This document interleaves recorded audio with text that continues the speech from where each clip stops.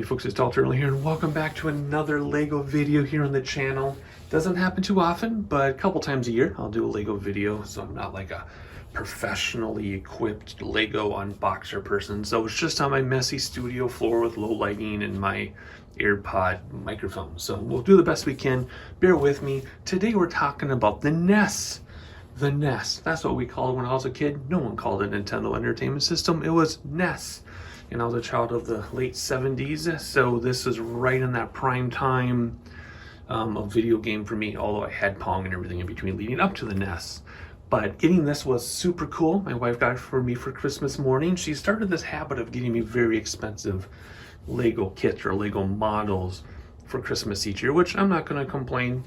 I love doing them. They're super fun. And today, we're going to talk about this one. So I didn't even know it existed. I did not do an unboxing video because it's just a box that you open up and what was inside. I'm trying to do this through my camera lens. Inside was another box with 21 bags of LEGO. And by bags, I mean, if you look at the instructions, you know, you open it up to a page. Let me find you one where there's a number on top of the bag, right? 21 of those, 2 instruction manuals, one for the TV and one for the NES and controller and cartridge. Now, this NES controller and cartridge are about the same size as a real deal. I don't think they're 100% the same size, but pretty darn close. And the TV is small, but it is the TV that was in the original instruction manual of the original NES. Nintendo Entertainment System. So what does it say? 2,646 pieces, ages 18 plus. Not sure why there wasn't any inappropriate content in this box. Kit number 71374. But then there's another kit you can get with it too, which we'll talk about in a second. This one, this starter kit Super Mario thing where you create games. You're not really going to talk about this too much, but if you get this kit 71360, you'll see why you might want to get that kit too, even though it's like $60 for that little box. We'll talk about that. Oh, nothing on the screen. Alrighty, so what I'm going to do, did not do an unboxing video. There was no need to. Did not do a building video. You know how this works, right? You get the bag number and then it tells you what piece is on top here and you build it. We have done plenty of those videos. So I just want to jump right into like the review, so to speak. So how should we start? Let's see here. I have too much blank space on camera. Oh man, it's really hard to do this through the lens, but I can do it. I'm not a professional by any means. I just do this for fun, hence the messy studio floor and low lighting and my AirPod microphone. Alrighty, so here's the LEGO NES itself. Inside, let's take that out. We'll talk about that in a second. So starting around here, you have your power and reset button, and then your power light, 2 controller ports, your RCA jacks, right? You only had one audio back then, one video. This, just like in real life, I can't remember what that was for. I think it's probably like a service port that you never use as an end user. And then in the back, you have other output options, and you have your channel 3-4 switch. Remember the channel 3-4 switch? Those of you who are my age definitely know what that means. And your power would go there. And another one of these things, which I can't remember in real life what it ever did. Your vents on top, and inside you have your cartridge slot, which actually works. Now, thing about models like this is you get to appreciate so much when you build it that you never even get to know is there when you look at it from the end, because inside there are all these electronics that are represented that you can't see unless I were to take it apart. And in here, for example, I can actually pop this off, I think. There we go. All these electronics and things just like the real thing, but you can't see it unless you know it's there, or you built it, or you can take it apart yourself, I guess, like that. I'm not going to take this whole thing off so you can see all the like electronics inside. You'd have to build it yourself, I guess. I could have done a build video of that part since it was interesting, but I didn't think of it till now. But anyway, you open it up just like real life. You have your cartridge just like real life, which if I didn't tell you that was LEGO, you probably wouldn't think it, right?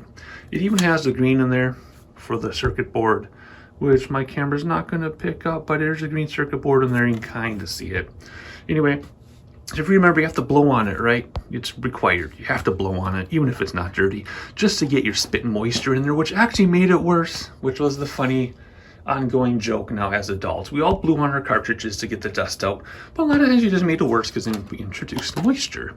So you put it in here, Again, trying to do this through my camera, which is really difficult to do. There we go. And it goes in there and it stays down, and you close it up. You play your game. When you're done, you open it, you pop it up, and you pull it out. Now, I actually had to do some alterations inside here because I had the inside circuitry built. Then I let it sit in a box for a couple weeks, and the weight of everything on the box pushed on the circuitry, which kind of warped the plastic inside, so this wouldn't work. So I actually had to take a whole bunch of Vaseline and lubricate all the mechanics. It was not all the mechanics, just like 3 things, but I had to lubricate the stuff in there so that this would actually catch and release. In the instruction manual, they said they tested this 8,000 times to make sure it wouldn't wear out. For me, I had to fix it right away, but that was my own fault. Alrighty, moving along then, we have the controller. A, B, A, B, what is it? Up, down, left, right, A, B, A, B, select, start. Was that the code to get into Contra, like Unlimited Guide or something? Focus on that, please. There we go. These buttons are a little bit bigger than the original, but otherwise they're pretty close. These feel the same. This feels the same. So if I didn't tell you that were Lego from afar, you probably wouldn't notice.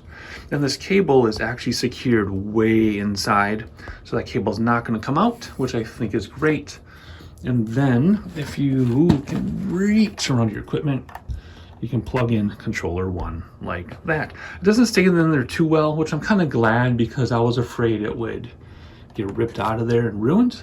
So that's totally okay. That doesn't stay in there very tightly. But there you go. So that is the NES itself and the controller. Now, this is cool. Let me move over here and grab the television. Lots to talk about with this. So, sorry, I'm getting repositioned behind my camera. This television, again, is kind of small. I don't have the dimensions. Sorry, my videos aren't super thorough with dimensions and whatever, but you get the idea. Again, this TV is the TV that was used in the original instruction manual of the original NES. So that's what this comes from. It actually comes on a stand, which isn't secured in any way at all, other than these gray bars fit on the outside here, and I can't reach from here, but anyway, I'll put it back later. So the TV, let's start in the back actually, has an antenna, and stay focused on this please. There we go. It has an antenna which you can secure if you want to, just like that. Again, has your, oh, I missed it because I can't see. There we go. It has your RF thing, your cable thing, your audio and video, and your notices because electronic power over there, and that's a ventilation and some more warnings and things, just like the real deal. This side is just the side and the top. We'll actually see in a second. This side has a crank. You'll see why. In the front has your speaker here, and it has, you can change channels. Just like the real deal. In fact, my parents have one of these TVs downstairs. And then on and off. And UVF, let me try that again. UHF, VHF. Just like AM, FM radio, you had AM, FM TV basically. And that is really how that worked. There we go. Then these are just stationary. Whoops. They're not supposed to move. That'd be like your volume and color. Like here we go. See volume and then brightness and contrast. Right? That stuff existed on the old CRT TVs. Okay, so what is going on here in the middle? Well, you turn this crank and it plays the game, but I have to keep it upright. And it actually plays for you, but there's more, and it goes in an endless loop, of course. And how is that endless loop done? Well, inside, you actually build this thing. Let's see if I can do this through my camera. You actually build, no, I can't really see as well as I was hoping. I could take it all apart, but I'm not going to. You actually build this track. It's super cool. And there's like a chain in there and stuff. And then it pulls it around, and there's these colored things on top. And, oh, shoot, it doesn't work when you're tilted. Now I have it all jammed up. There you go. You might be asking, why, Turtle? Why are there colored squares, and why is there this computer chip? Well, if you buy the Lego Mario starter kit, you get this guy, which takes batteries and is Bluetooth controlled. And the point of the kit, which we're not talking about today, is you make games and you play games with this, and it keeps track of your score through a phone app and all this stuff. I don't know, this is like some $60 thing, and there's 10 or 12 add-on kits. I have no idea. My wife got it just for this guy, because when you put him on here, you scan it, move him forward, every time those colors go by, it actually plays the sound related to what's going on the screen. So it plays a Mario theme, and when it goes by the power-ups and things and the extra guys and you get coins, it actually plays the sounds. And when you go by the star, it's not on right now, when you go by the star, one time I got it to play that star thing, right? Do do do do do do do do do, that one. But I haven't been able to do it since. I don't know why. So I'm gonna turn it on, but I might blank out some of the audio so I don't get a Nintendo strike against me, although I don't think Nintendo is actually that bad on YouTube. I think they're fine, but I don't want to risk it. So let me turn this guy on. I think he said something about Mario. Lego Mario time! If you could hear that. So then you scan this code.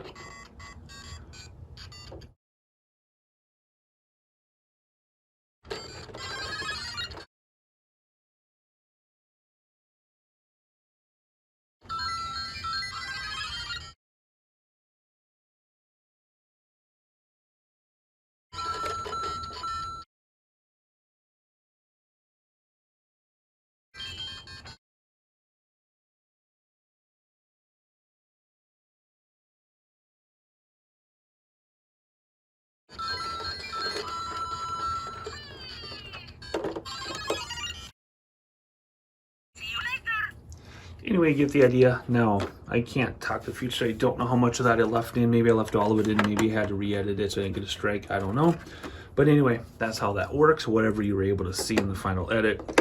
I just keep this guy on top like that when I have this displayed. And then I set it on here, which it's kind of hard to get in there. Oh, come here. Oh, I actually got it my first try. There we go.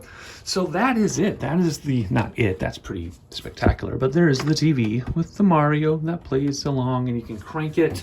And then you have the NES itself with the controller and the cartridge. And I did just smack my phone in and stop the recording. So sorry about the continuity there. But there you go. The Nintendo Entertainment System Lego kit, Lego model, whatever you want to call it. Hopefully you enjoyed it, and let me know what you think. And I do know that Lego noticed my Lego piano video. Maybe they'll see this one too. Who knows? Not that it does a whole lot. But anyway, there you go. Stick around for regular content coming up soon.